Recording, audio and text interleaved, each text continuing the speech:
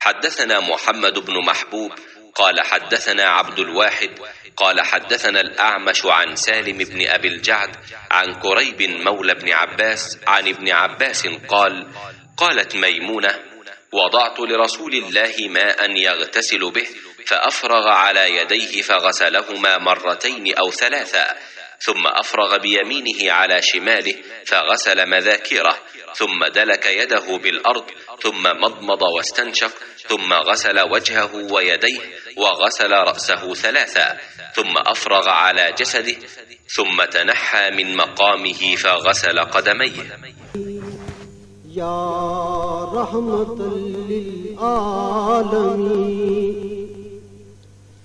تیری خاموشی بھی اذان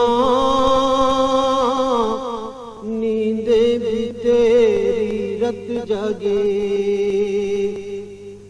تیری خاموشی بھی اذان نیندیں بھی تیری رت جگے. میں نے حضرت صلی اللہ علیہ وآلہ وسلم کے لیے غسل کا پانی رکھا اور پردہ کر دیا. آپ صلی اللہ علیہ وآلہ وسلم نے پہلے غسل میں اپنے ہاتھ پر پانی ڈالا اور اسے ایک بار دھویا. سلیمان اعمش کہتے ہیں کہ مجھے یاد نہیں راوی سالم بن ابن جعد نے تیسری بار کا بھی ذکر کیا یا نہیں.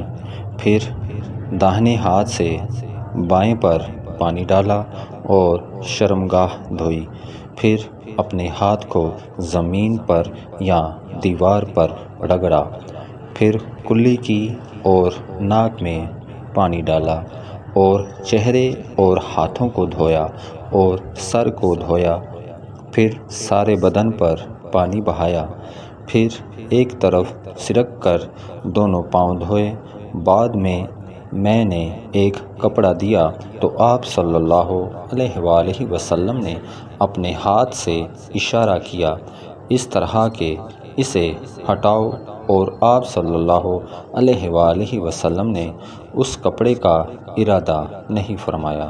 صحیح بخاری حدیث نمبر 265. ہے تیری چاہت